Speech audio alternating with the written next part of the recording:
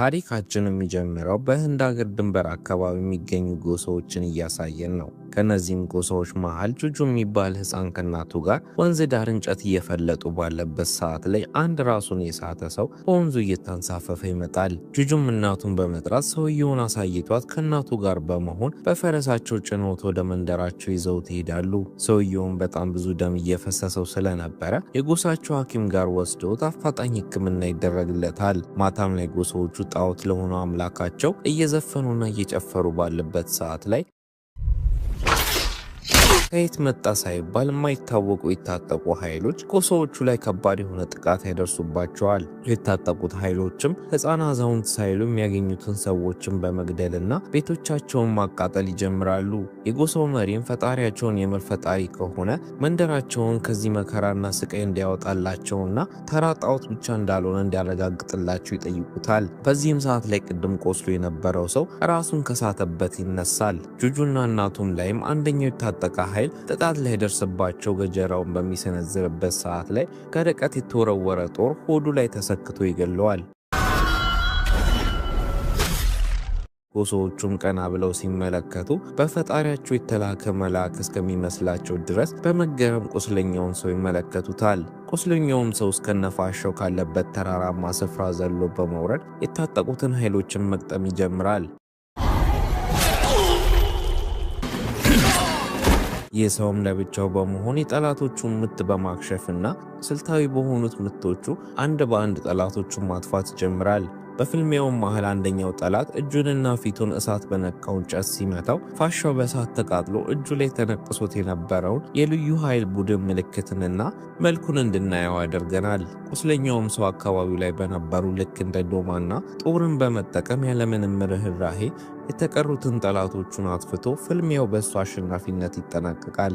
ሙሉ ጎሳውም ይሄ ሰው ከፈጣሪ የተላከላቸው መልአክ ነው ብለው አስበው ሁሉም ተንበርክከው ይሰግዱለታል። ቁስለኛውም በጉዳቱ ምክንያት የማስታወስ ችሎታው ስለጠፋና ማን እንደሆነ ስለማያውቅ ጎሳዎቹን ማን ነኝ ብሎ ይጠይቃቸዋል። ይህንንም የሰማው ሕፃኑ ጁጁ ቁስለኛውን እጁን በመያዝ ሲያደግ ማን እንደሆነ እንዲያውቅ እንደሚረዳው ቃል ይገባለታል። ትዕይንቱ የሚቀየርና ታሪካችን ከ30 ዓመት በኋላ ወደ ሙምባይ ከተማ ይወስደናል። ሙምባይ ውስጥም አንድ የተጨናነቀ ባቡር ጣቢያ ጋር ወስዶን 6 የተቀናጁ የሴት አሸባሪ ቡድኖች ተከታትለው ሲሳፈሩ እናያለን። የመጀመሪያዋም ሴት ስሟ ካልኪ ሲሆን ከቡድናቸው ሀከር ጋር ህሊና ጋር ወደ ባቡሩ ይገባሉ። ህሊናም ሌላኛዋ የቡድናቸው አባል የሆነችውን ጃምቢ ይዘው የምትመጣውን መሳሪያ በባቡር ጣቢያ መፈተሻ ማሽን እንዳይገኝ ኮምፒውተሩን ሀክ በማድረግ ምንም ሳይገኝባት ወደ ባቡሩ ትገባለች። ከዚህም በተጨማሪም ህሊና የትራፊክ መብራትን በማበላሸት የመኪና አደጋ እንዲከሰት አድርጋ በአደጋው ምክንያት መንገድ ተዘግቶ ስለነበረ ክስተቱ ብዙን ሰው ከመድረሻው አዘግይቶታል። ከነዚህም ሰዎች መሃል አንድ አሊያ የምትባል ልጅ ስትኖር አሊያ ለፈተናዋ ዘግይታ ስለነበረ አማራጭ አታ ከመኪናዋ ወርዳ ወደ ባቡር ጣቢያው ትገባለች። አሊያም ምንም ያክል የሀብታም ልጅ ብትሆንም ግን የባቡር ትኬት መግዣ የሚሆን ብር ስላልያዘች መክፈል ሳትችል ትቀራለች። በዚህም ሰዓት የአሸባሪዎቹ አባል የሆነችው ላክሽሚ በትብብር መልክ ለአሊያ ትኬቱን ገዝታላት ተያይዘው ወደ ባቡሩ ይገባሉ። እነሱም እንደገቡ የመጨረሻው የቡድናቸው አባል ኤራም ትገባለች። አሸባሪዎቹም ዋነኛ ዓላማቸው አሊያን ባቡሩ ውስጥ ማስገባት ስለነበረ ዓላማቸው በጥሩ ሁኔታ እየሄደላቸው ነው። ቡድኖቹም ወንበራቸውን ይዘው መሪያቸውን መጠበቅ ይጀምራሉ። ብዙም ሳይቆይ ፊቱና እጁ በፋሻ የተጠቀለለ አንድ አዛውንት የሚመስል ሰው ባቡሩ ውስጥ ገብቶ ወንበር ላይ ይተኛል። ባቡሩም ሀገር ሰላም ነው ብሎ መንገዱን ማካሄድ ቢጀምርም ብዙም ሳይቆይ አሸባሪዎቹ የባቡሩን አቅጣጫ በመቀየር ከሹፌሮቹ ቁጥጥር ውጭ ያደርጉታል። አሸባሪ ቡድኖቹም የደበቋቸውን መሳሪያን ተሳፋሪዎቹ ላይ በመደቀን ተሳፋሪዎቹ ምንም አይነት እንቅስቃሴ እንዳያደርጉና አርፈው እንዲቀመጡ ያስጠነቅቃቸዋል። ባቡሩ ላይ የተሳፈረ አንድ ፖሊስ ከመቀመጫው ተነስቶ ሁኔታውን ለመቆጣጠር ከአንደኛው አሸባሪ ጋር ግብግብ ይጀምራል። ፖሊሱም አሸባሪዋ ላይ ሽጉጥ ደቅኖ ሌሎቹ ባልደረቦቿ መሳሪያቸውን እንዲጥሉ ቢያዝም ቡድኖቹ በሙሉ ምንም ሳያደርጉ ዝም ብለው ይቆማሉ። በዚህም ሰዓት በፋሻ ተጠቅልሎ የነበረው አዛውንት መሳይ ሰውዬ ከወንበሩ በመነሳት ወደ ፖሊሱ ያቀናል። ፖሊሱን ምስኪን ሽማግሌ ናቸው ብሎ ስላሰበ ተመለሱና ተቀመጡ ብሎ ያዛቸዋል። አዛውንቱም ሰውዬ ከየት መጣ ሳይባል ፖሊሱ ላይ ጥቃት አድርሰውበት መሬት ላይ አስቀምጠው ያስረዋል። አዛውንቱም ሰውዬ ፋሻውን ሲያነሳው አዛውንት ሳይሆን ወጣት እንደሆነና የአሸባሪዎቹ ዋና መሪ እንደሆነ እንረዳለን። የዋና መሪያቸውም ስም ቪክረም ሲሆን ቪክረም ፖሊሱን በህይወቱ የሚሳሳለት ነገር ምን እንደሆነ ሲጠይቀው እናቴም ብሎ ይመልስለታል።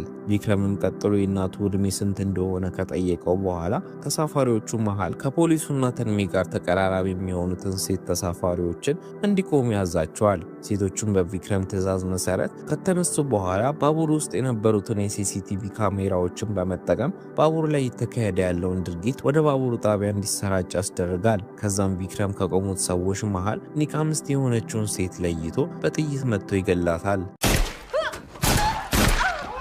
ቀጥሎም ቪክረም ባቡር ጣቢያ ላይ ያሉት ሰዎች ጋር ደውሎ ከሱ ጋር መደራደር ከሚችል ሰው ጋር እንዲያገናኙት ጠይቆ በጥያቄው መሰረት ናርማዳ የምትባል ፖሊስ መጣ ከሱ ጋር መደራደር ትጀምራለች። ቪክረምም ዜጎች በመንግስት ስግብግብነት ምክንያት እንግልት እየደረሰባቸው እንደሆነ ገልጾላት የግብርና ሚኒስትሩን በ5 ደቂቃ ውስጥ እንድታገናኘውና 5 ደቂቃ ካለፈ ተሳፋሪዎቹን መግደል እንደሚጀምር ያስጠነቅቃታል። የግብርና ሚኒስተሩንም ካገኘው በኋላ ሚኒስተሩን ቁጥር 10281 ትዝ ይልካል ብሎ ይጠይቀዋል። ሚኒስተሩም ስለምን ቁጥር እንደሚያወራ ስላልገባው ቪክረም ማስረዳት ይጀምራል። ቪክረምን በእናንተ ኢፍትሐዊ የመንግስት አመራር መሰረት የብድር ከፍተኛ ወለድ ምጣኔ በመኖሩ ምክንያት 10281 ገበሬዎች ራሳቸውን አጥፍተዋል ይለዋል። መንግስታችሁ ለገበሬዎች ትራክተር መግዣ ብላችሁ የምታበድሩት የገንዘብ ወለድ መጠን 13% ሲሆን ለባለጸጎች ግን ቅንጡ የሆኑ መኪናዎችን ለመግዛት 8% ወለድ ብቻ ነው የምታስከፍሉት። በዚህ ያሉነትም ደሃ ገበሬዎች ላይ ትልቅ ግፍ እየተፈጸመባቸው ስለሆነ ተሳፋሪዎችን የሚፈታቸው 400 ቢሊዮን 9,713,560 ሩፒ ወደሚልክለት አካውንት እስካላከ ድረስ ብቻ እንደሆነ ያስረዳዋል። የግብርና ሚኒስትሩም የገንዘብ መጠኑ በጣም ብዙ ስለሆነ ገንዘቡን በዚህ ፍጥነት ማግኘት ከባድ እንደሚሆን አስረዳዋል። ቪክረምም ለእናንተ መንግስት ምንም ነገር ቀላል ነው በማለት ከ10 ደቂቃዎች በኋላ ከአንድ ባለ ሀብት ስልክ ይደወልልካል። እሱን ስልክ አንሳ ይለዋል። ቪክረምም ቀጥሎ አሊያን ወደ አባቷ እንድትደውልና ምን አይነት ነገር ውስጥ እንዳለች እንድታስረዳው ያደርጋታል። እንዳለውም ከትንሽ ደቂቃ በኋላ ኬሊ ከሚባል ባለ ሀብት ይደወልለታል። ኬሊም የአሊያ አባት ሲሆን በጣም ተጽዕኖ ከሚፈጥሩና ቱጃር ቢዝነስማኖች አንደኛ ተሰላፊ ነበረ። ኬሊም ቢዝነሶቹን ለማስፋፋት ሰዎችን እስከ መግደል ድረስ የሚደርስ አረመኔ ሰው ነው። ኬሊም ልጁ ስለታገተችበት ወደ ሚኒስተሩ በመደወል ልጁን ለማስለቀቅ የሚባለውን የገንዘብ መጠን ለመክፈል ፈቃደኛ ይሆናል። አሊያም እነ ቪክረምን የአባቷን ሀብት የሚዘርፉ ሌቦችና ነፍሰ ገዳዮች ናችሁ ስትል በንቀት ትናገራቸዋለች። ቪክረም መንግስት ለአባቷ 400 ቢሊዮን ሩፒ የሚያክል ገንዘብ በብድር ከሰጠው በኋላ ብሩን ተመላሽ ሳያደርግ መንግስት ዝም ብሎታል። ሆኖም ግን የቡድኑ አባል ለሆነችው የካልኪ አባት ትራክተር ለመግዛት የተበደሩትን 40,000 ሩፒ ባለመመለሳቸው ምክንያት ምን አይነት ሰለባ ውስጥ እንደገቡ አታውቂም ብሎ የካልኪን ታሪክን ማስረዳት ይጀምራል። የካልኪም አባት ብድራቸውን መክፈል ባለመቻላቸው ምክንያት ልጃቸውና ሚስታቸው ፊት የመንግስት አካሎች ደብድበዋቸው እርቃናቸውን አድርገዋቸው አዋርዷቸዋል። ገንዘቡንም እስከሚመልሱ ድረስ የመንግስት አካሎቹ ትራክተራቸውን ወስደውባቸው ባዶ እጃቸውን አስቀርተዋቸዋል። አባትየውም ልጃቸውን ወደ ትምህርት ቤት እስከምትሄድ ድረስ ለመረጋጋት ቢሞክሩም ግን ውርደቱን መቋቋም ያቅታቸዋል። ልጃቸውንም ወደ ትምህርት ቤት ከሸኟት በኋላ ጋዜጣ ላይ ራሱን ላጠፋ የገበሬ ቤተሰቦች 20,000 ሩፒ እንደተሰጠ የሚገልጽ ጋዜጣ ያነባሉ። ምስኪኑን ገበሬ ቤተሰባቸውን የሚያበሉበት ገንዘብም ሆነ ሰርተው ገንዘብ እንዲያመጡ የሚያግዛቸው ትራክተር ስለሌላቸው ራሳቸውን አጥፍተው ለነሱም ቤተሰብ 20,000 ሩፒ መንግስት ይሰጥልኛል ብለው ተስፋ በማድረግ ራሳቸውን ያጠፋሉ። መከራቸውም እዚህ ጋር ሳያበቃ በአባትየው የቀብር ስነ ስርዓት ላይ የመንግስት አካሎች ለክፍያው በድጋሚ መጥተው የእናትየውን የጋብቻ አንገት ሐብል እስከመበጠስ ደርሰዋል። ካልኪም ይህ ድርጊት በጣም ስላናደዳት አንደኛውን የመንግስት አካል በመጥረቢያ ጭንቅላቱን መታ እንደገደለችው ይናገራል። ታሪኩንም ከጨረሰ በኋላ ይህ ታሪክ የካልኪ ብቻ ሳይሆን የሚሊዮን ገበሬዎች ታሪክ እንደሆነና 40,000 ሩፒ መክፈል ያልቻሉትን ገበሬዎችን ራሳቸውን እንዲያጠፉ መንግስት ሲያበረታታ፣ በሌላ በኩል ደግሞ የአሊያን አባት 400 ቢሊዮን ሩፒ ዕዳ መንግስት እንዳበደረው ራሱ ረስቶታል ይላቸዋል። ተሳፋሪዎቹም በዚህ ልብ የሚነካ ታሪክ አዝነው ከአሊያ ጭምር ፊታቸው በእንባ ይሞላል። በዚህም ሰዓት ቪክረም ያለው የገንዘብ መጠን ወደ አካውንቱ እንደገባ የሚጠቁም መልእክት ሲገባላቸው ቪክረምና ቡድኑ ተሳፋሪዎቹን ወደ መድረሻቸው ለመመለስ ይዘጋጃሉ። በሚገርምም ሁኔታ ቪክረም በጥይት የገደላትን ሴት እንድትነሳ ነግሯት ተሳፋሪዎቹ በህይወት በመኖሯ በጣም ይገረማሉ። ይችም ሴት ስሟ ኢስኪራ ሲሆን የቡድናቸው አባል ናት። ባቡሩን መድረሻው ጋር ሲደርስ የፖሊስ ኃይሎች እነ ቪክረምን በቁጥጥር ስር ሊያውሏቸው የተጠባበቁ ቢሆንም ግን እነ ቪክረም በስልት አመልጧቸው ከቦታ ይሰወራሉ። ፖሊሶችም እነ ቪክረም ቢያመልጧቸውም ገንዘቡ የተላከበትን አካውንት ለማገድ ሲሞክሩ ሳይሳካላቸው ይቀራል። ምክንያቱም እነ ቪክረም ገንዘቡ ወደ 7 ሚሊዮን ገበሬዎች አካውንት ለዕዳ መክፈያ ልከውት ስለነበረ ነው። በዚህ ምክንያት የነ ቪክረም ቡድን አሸባሪዎች ሳይሆኑ ለእውነት የሚዋጉና ሀገራቸው ፍትሃዊ የሆነ መንግስት እንዲኖራቸው የሚጠሩ ቡድኖች እንደሆኑ እንረዳለን። አሊያም በሰላም ወደ አባቷ ከአንድ መልእክት ጋር ትመለሳለች። መልእክቱም ያገታት ሰው ስሙ ቪክረም እንደሆነ ለአባትሽ ንገሪ ብሎኛል ትለዋለች። ኬልም የቪክረምን ስም እንደሰማ አንድ ቪክረም ከሚባል ሰው ጋር ያስተዋወቀውን አንድ የጦርነት ክስተት ያስታውሳል። የፖሊስ ኃይሎቹም የልጁን ጠላፊዎችን በቁጥጥር ስር መዋል ባለመቻላቸው ይቅርታ ጠይቆት ከዚህ በኋላ አስፈላጊውን እርምጃ ወስደው አሸባሪዎቹን እንደሚይዟቸው ቃል ይገቡለታል። ቪክረምና ቡድኖቹም ከፖሊሶቹ ካመለጡ በኋላ ቪክረም መልኩ እንዳይታወቅበት የለበሰውን ማስክ አውልቆ ከ6 የቡድኑ አባላት ጋር ወደ አንድ የሴቶች እስር ቤት ተደብቀው ሲገቡ እናያለን። በሚቀጥለውም ቀን እስር ቤት ውስጥ የሚካሄድ የሽልማት ፕሮግራም ስለነበረ የእስር ቤቱ ዋና አስተዳደር ወደ መድረኩ ይጠራል። የእስር ቤቱ አስተዳደርም ቪክረም ሲሆን ትክክለኛው ስሙ አዛድ እንደሆነ እንረዳለን። አዛድም ሽልማት ለመቀበል ተጠርቶ ያለፉትን ዓመታት የዚህ ቤት እስረኞች ምን ያህል ውጤታማ እንደነበሩ ይናገራል። መልካም ድርጊታቸውን እንዲቀጥሉ አበረታቷቸው አንድ ላይ መስፈንና መጨፈር ይጀምራሉ። ከተወሰኑ ቀናቶችም በኋላ አዛድ የትዳር አጋር ፍለጋ አንድ ፕሮግራምን ይሳተፋል። እዛም ከአንድ ሕፃን ልጅ ጋር የፕሮግራሙ መሪ እንዲቀመጥ ታደርገዋለች። አዛድም የፕሮግራሙ መሪ ሴቷ የታለች ብሎ ሲጠይቃት የፕሮግራሙ መሪ ሴቷ መምጣት ስላልቻለች ልጇን ልካ ነው ትለዋለች። በዚህም ሰዓት ሕፃኗ ልጅ ተነስታ እናቴን ከመተዋወቅ በፊት መጀመሪያ ላይ ከኔ ጋር በደንብ መግባባት አለብክ ብለው አዛድ ተገርሞ ልጅቷን መግባባት ይጀምራል። ልጅቷም ስሟ ሱጂ ሲሆን አዛድና ሱጂ ብዙ ነገር ማውራት ጀምረው በደንብ ይግባቡና ሱጂ አዛድን ስልክ ቁጥር ይዛ ትሄዳለች። በቀጣዩም ቀን ሱጂ አዛድ ጋር ደውላ አንድ ትምህርት ስለወደቀች የትምህርት ቤቱ አስተዳዳሪ ወላጅ አምጪ ስላለኝ እናቴን ከጠሯት በጣም ስለምትቆጣኝ አንተናና እንደ አባቴ ሆነና አገላግለኝ ትለዋለች። አዛድም ወደ ሱጂ ትምህርት ቤት ሄዶ እንዳለችው አስተዳዳሪውን አውርቶላት ይወጣል። ትንሽ እንደቆይም የሱጂ እናት ስትመጣ አዛድ የሱጂ እናት ፖሊሷን አርማዳር እንደሆነች ተመልክቶ በድንጋጤ የያዘውን ቡና ራሱ ላይ ደፈዋል። ሆኖም ግን አርማዳር አዛድን ምንም መለየት ስላልቻለች ተዋውቆ መግባባት ጀምረው ጥሩ ጊዜ ያሳልፋሉ። ሱጂም እናቷንና አዛድን በማስተዋወቋ በጣም ደስተኛ ነች። አርማዳርም ሱጂ አዛድን ስለወደደችው ከቪክረም ጋር ያላቸውን ግንኙነት ለማጥበቅ ተወስናለች። ከተወሰኑ ቀናቶችም በኋላ የከተማው ጤና ሚኒስቴር ለቀጣዩ ፓርቲያቸው ምርጫ ቀስቀሳ ዝግጅት እያቀረቡ ነበረ።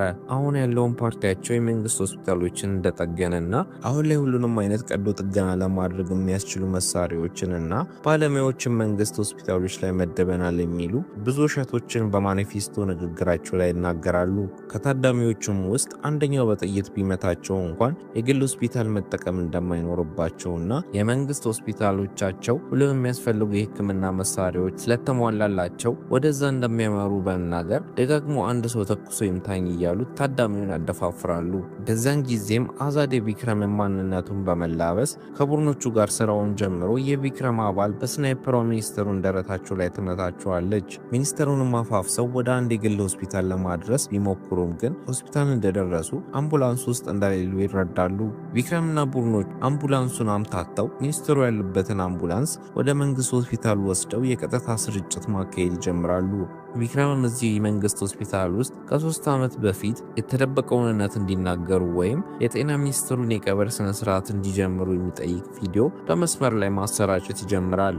የመንግስት አካላቶቹና የፖሊስ ኃይሎቹም ሚኒስትሩን ለማትረፍ ይህንን እውነት ለሚዲያ ከመናገር ውጪ ሌላ አማራጭ ስለሌላቸው ጋዜጠኞችን ሰብስበው መረጃውን በሁሉም ዜና መድረኮች ያስተላልፋሉ።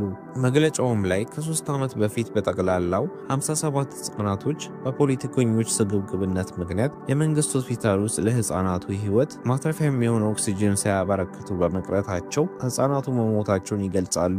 ከዚህም በተጨማሪ ሆስፒታሉ ኃላፊ የሆነችው ዶክተር ደጋግማ የሚመለከታቸውን ተቋሞችን የኦክሲጅን እጥረት እንዳለና ብዙ ህፃናቶች ሊሞቱ እንደሚችሉ ደጋግማ ብታሳውቅም ግን ማንም ጥሪዋን አልመለሰላትም።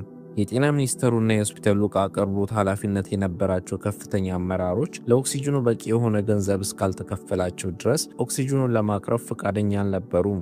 ዶክተሯም ኦክሲጅን እንደማይቀርብላቸው ስታውቅ በማኑዋል ኦክሲጅን መስጫ ዕቃን በመጠቀም ከነርሶቹ ጋር በመሆን ብትሞክርም በቂ ስላልነበረ ከተለያዩ ምንጮች እርዳታ ትጠይቃለች። ከብዙም ልመና በኋላም የተወሰኑ ኦክሲጅን ታንከሮችን ማግኘት ብትችልም ግን ጊዜው አልፎ ስለነበረ ህፃናቱን ማትረፍ አልቻለችም። ጉዳዩም ወደ ፍርድ ቤት ሲወሰድ ፍርድ ቤቱ ዶክተሯ አደንዛዥ ዕፅ ተጠቃሚ ስለሆነች ልጆቹን ችላ በማለት ህፃናቱ እንዲሞቱ አድርጋለች በሚል ሰበብ ዋሽተው ጥፋተኛ ያደርጓታል። በዚህ ምክንያት ስራ ፈቃዷ ተሰርዞ ተዋርዳ ወደ እስር ቤት ትገባለች። የዚህችም የዶክተር የህይወት ታሪክ የቪክረም ቡድን አባል የሆነችው የኢረም እንደሆነ እንረዳለን። የመንግስት አካሎችም የህፃናቱ መሞት ምክንያት የጤና ሚኒስትሩ ስግብግብነታቸው እንጂ የዶክተሯ ጥፋት እንዳልነበር ይናገራሉ። ለቪክረምም እንደነገራቸው ስላደረጉለት የጤና ሚኒስትሩ እንዲፈታቸውና ትክክለኛ ሕክምና እንዲያገኙ ይጠይቁታል። ቪክረምም ጤና ሚኒስትሩን ገና እንደማይፈታቸውና መጀመሪያ ላይ 234 የመንግስት ሆስፒታሎች ላይ በ5 ሰዓታቶች ውስጥ ከትንሽ እስከ ትልቅ ለሆስፒታሉ አስፈላጊ የሚሆኑ ዕቃዎችን እና ማሽኖችን እንዲያሟሉ ያዛቸዋል። በቪክረምም ትዕዛዝ መሰረት ለሆስፒታሎቹ አስፈላጊ ዕቃዎችን በፍጥነት ያስገባሉ። የከተማ ነዋሪዎቹም በቪክረም ቅን ተግባርና የመንግስታቸውን ጉድ በማጋለጡ በጣም ብዙ አድናቆትን ያገኛል። ይህንንም ከፈጸሙ በኋላ ቪክረም የሚያመልጥበትን ሄሊኮፕተርን እንዲያመጡለት ያዛቸዋል። ሆኖም ግን ሄሊኮፕተሩ ሲመጣለት በፖሊሶች ተሞልቶ ስለነበረ የቪክረም ቡድን ከፖሊሶቹ ጋር ከባድ የሆነ ፍልሚያ ይጀምራሉ። ቪክረም እና ናርማዳ መፋለም ጀምረው ባገኘው አጋጣሚ ከቡድኑ ጋር በሄሊኮፕተሩ ለማምለጥ ሄሊኮፕተሩ ላይ ሲሳፈር ናርማዳር የፊቱን ጭንብል ትወስድበታለች። ከቀናቶችም በኋላ ናርማዳርና አዛድ የሰርጋቸውን ቀን ሲያከብሩ እናያለን። የናርማዳርን ቡድን ባደረጉት ምርመራ መሰረት የቪክረም ሙሉ ፊት መልክ ያገኙታል። ለናርማዳም የምታገባው ሰው ብዙ ጊዜ ሲፈልጉት የነበረው አሸባሪ እንደሆነና ትክክለኛ ስሙ አዛድ እንደሆነ ለመናገር ደጋግመው ቢደውሉላትም ግን እሷ በሰርጓ ቢዚ ስለነበረች ሊያገኟት አልቻሉም። አዛድም ከሰርጋቸው በኋላ ትክክለኛ ማንነቱን ሊነግራት ሲል ስልኩ ይጠራና ናርማዳ ስልኩን እንዲያወራ በማለት ተነስታ ትሄዳለች። ናርማዳም ስልኳን ስትመለከት ቡድኗ የተፈላጊውን ሰው ምስልን ልከውላት ስለነበረ በድንጋጤ ተሞልቷ ከቦርሳው ሽጉጧን ታወጣለች። አዛድም ከቡድኖቹ ጋር ስልክ እያወራበት በነበረበት ሰዓት ላይ ናርማዳ ሽጉጧን ደቅናበት ክንዱ ላይ ትመተዋለች። አዛድም ለምን እንደዛ እንዳደረገ ሊያብራራላት ሲል ከየት መጣ ሳይባል የኬሊ ሰዎች ቤታቸው ላይ ከባድ የሆነ ጥቃት ያደርሱባቸዋል። አዛድም ናርማዳም በጥይቱ እንዳትመታ የተቻለውን ያደርጋል። ሆኖም ግን የኬሊ ሰዎች ይይዛቸውና ወደ አንድ ድብቅ መጋዘን ይወስዷቸዋል። የአዛድ ሙንዶችም ማለቃቸው መታገቱን ሰምተው አዛድን ለማዳን ወደ ኬሊ ድብቅ መጋዘን ያመራሉ።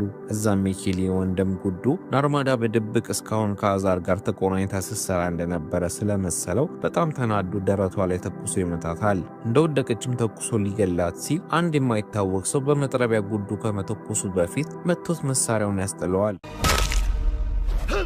ይህም ሰው የኬሊን ሰዎችን በመጥረቢያ ብቻ አንድ በአንድ ይገላቸዋል።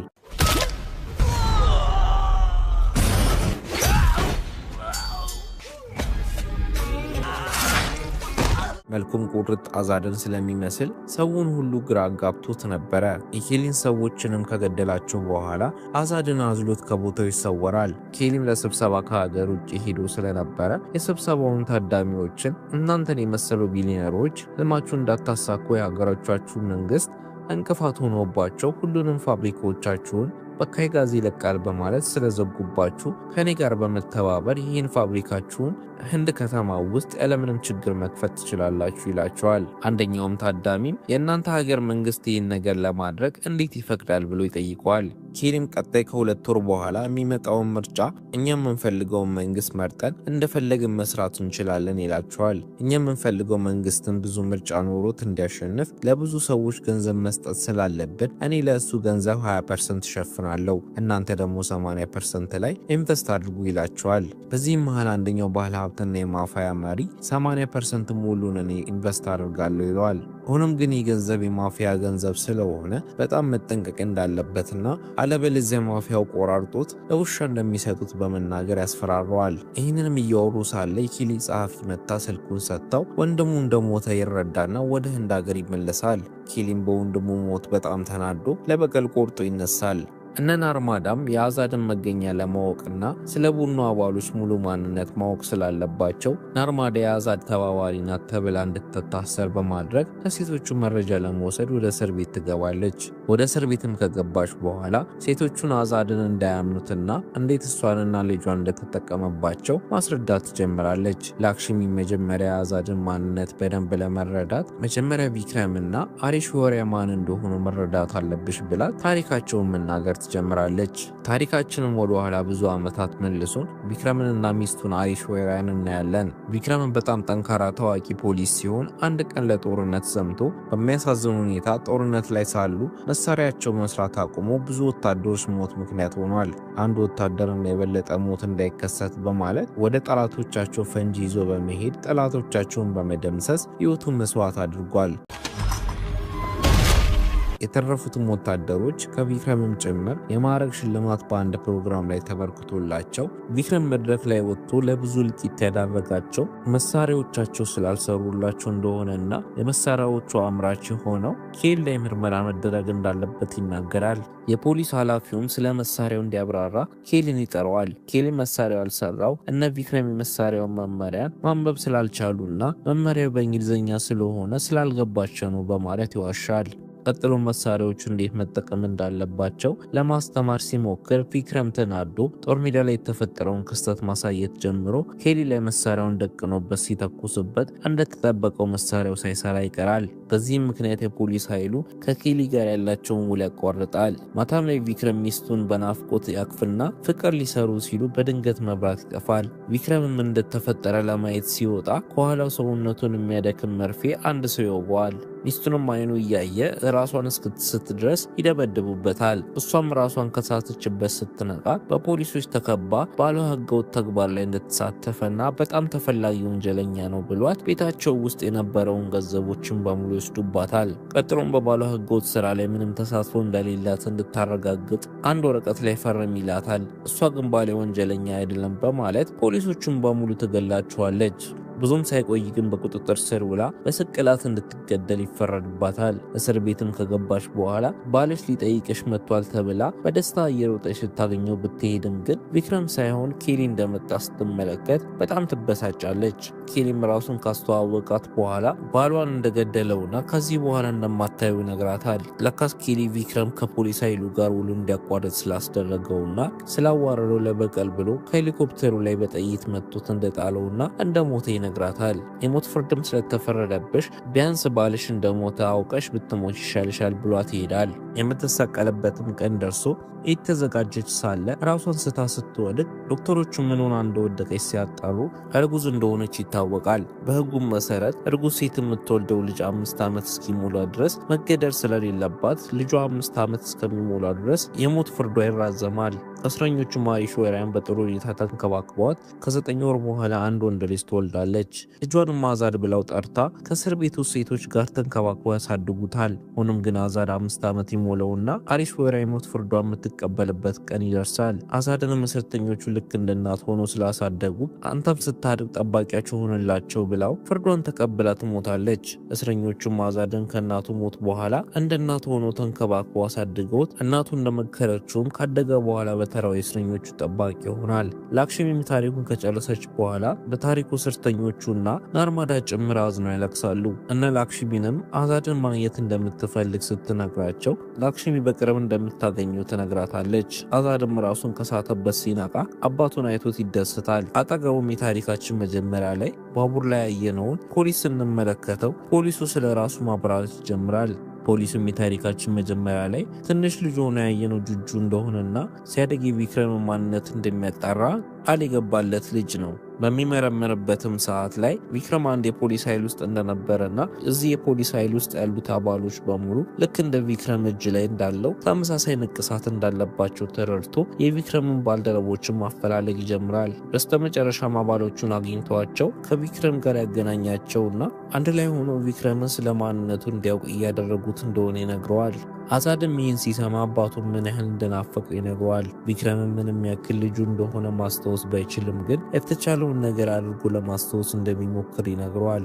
እስር ቤቱ ውስጥም ናርማዳ አንደኛው ጠባቂ መጥቶ እሷና ሌሎቹ ሴቶች ወደ ምርመራ ክፍል እንደተጠሩ ይነግራታል። እዛም የናርማዳ ባልደረባ ኢራኒ ናርማዳ ልብስ ላይ ባለው ድምፅ መቅጫ መሳሪያ ሁሉም ነገር እንደሰማ ይነግራታል። ኢራኒም ቀጥሎ ለኬሊ እንደሚሰራና እስረኞቹ አዛድና ቪክረም ያሉበትን ቦታ እስካልነገሩት በስተቀር እስረኞቹን መግደል እንደሚጀምር ከኬሊ ትዕዛዝ እንደተሰጠ ይነግራታል። የወንድሙንም ሞት ለመበቀል ናርማዳንና ልጇን ገደላት እንዳለው ነግሯት ሊገላት ሽጉጡን ይደቀንባታል።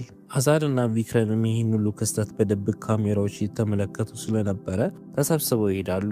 ኢራኒም ናርማዳን ተኩሶ ሊገላት ሲል ላክሽሚ መሃል ላይ ገብታ ጥይቱ ላክሽሚን ይመታታል። በተመሳሳይ ሰዓትም አዛድ ቪክረምና ቡድናቸው እስር ቤት ውስጥ ገብ የኬሊን ሰዎች በሙሉ ይገሏቸዋል። ላክሽሚን ለማትረፍ የታሸራቸውን ቢሞክሩም ግን ላክሽሚ ሞት የሴቶቹ ልብ ክፉኛ ይሰበራል። የላክሽሚንን ቦታ ናርማዳ ተክታ ከና አዛድና ከቪክረም ቡድን ጋር ትቀላቀላለች። ተባብረውም ኬሊን እንዴት ማግኘትና መጣል እንደሚችሉ ተወያይተው ወደ ስራ ይገባሉ። ኬሊም እንደ ስምምነቱ ከባለ ሀብቱ 80% የሚሆነውን ብዛት ያለው ገንዘብ በኮንቴነሮቹ በሙሉ አስጭኖ ያስገባል እና አዛድም ይህን ገንዘብ ለመዝረፍና የኬሊን ዓላማ ለማክሸፍ ይዘጋጃሉ። ተራ በተራ መኪናዎቹ ላይ ዘለው ወጥተው ከኬሊ ሰዎች ጋር መፋለም ይጀምራሉ። እቅዳቸውን በተሳካ ሁኔታ ከተሳካላቸው በኋላ ኬሊ ብዛት ያላቸውን ሰዎች ይልክባቸዋል። ቪክረምም እና አዛድ መኪናዎቹን ይዞ እንዲያመልጡ በማለት ከቡድኖቹ ጋር የኬሊን ሰዎችን መጋፈጥ ይጀምራል። ቪክረም ከኬሊ ሰዎች ማምለጥ ጀምሮ አንድ ተራራ ጫፍ ላይ ደርሶ ማምለጫ አጥቶ እጁን ይሰጣል። ወደ ኬሊም ይዘውት ሄደው ኬሊ ከተቀሩት የቡድኖቹ አባሎች ጋር ሊገለው ይዘጋጃል። በዚህም ሰዓት አዛድ ሌላ ጥቃት አድርሶ ቲቪ ላይ በቀጥታ ስርጭት ይመጣል። ኬሊም ቲቪውን አይቶት ቪክረም እንዴት ሁለት ቦታ ሊገኝ እንደቻለ ግራ ይገባዋል። አንደኛው ሰራተኛውን ቲቪ ላይ ያለው የቪክረም ልጅ አዛድ እንደሆነና እኛ ያገትነው የአዛድን አባት ቪክረምን ነው ይለዋል። ከዛም ኬሊ ከዓመታት በፊት ቪክረምን እንደገደለው እርግጠኛ ስለሆነ ለማረጋገጥ ሸሚዙን ቀዶ የጥይት ቁስል ሲፈልግ እውነትም ቪክረም እንደሆነ ያምናል።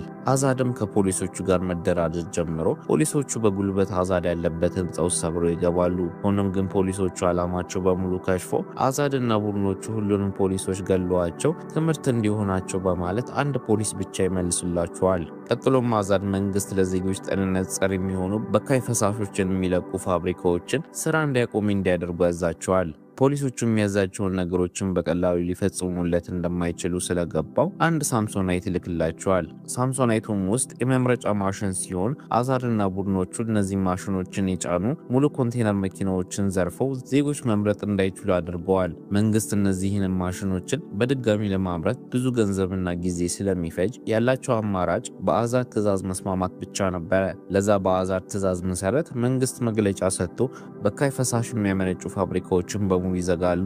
ከነዚህም ፋብሪካዎችም ውስጥ 13ቱ የኬሊ ሲሆኑ የውጭ ሀገር ባህል ሀብቱ ሰው ይደውሉለት 13ቱ ፋብሪካዎች ሲዘጉ ምንም ያላደረከው ሰው እንዴት ለወደፊቱ ላምንክ ይችላል ይለዋል። ኬሊም ዝም ብላ ትንሽ ነገርናት ያጋጠመችኝ ብሎ ባህል ሀብቱ እንዲረጋጋ ያደርገዋል። ከዛም በኋላ ኬሊ ቪክረምን ሰዎችን በማንገላታት አዛድ ያለበትን ቦታ እንዲነግሩትና ቪክረምንና አዛድን ገድሎ በቀሉ እንዲወጣ እያሰቃየ ይጠይቃቸዋል።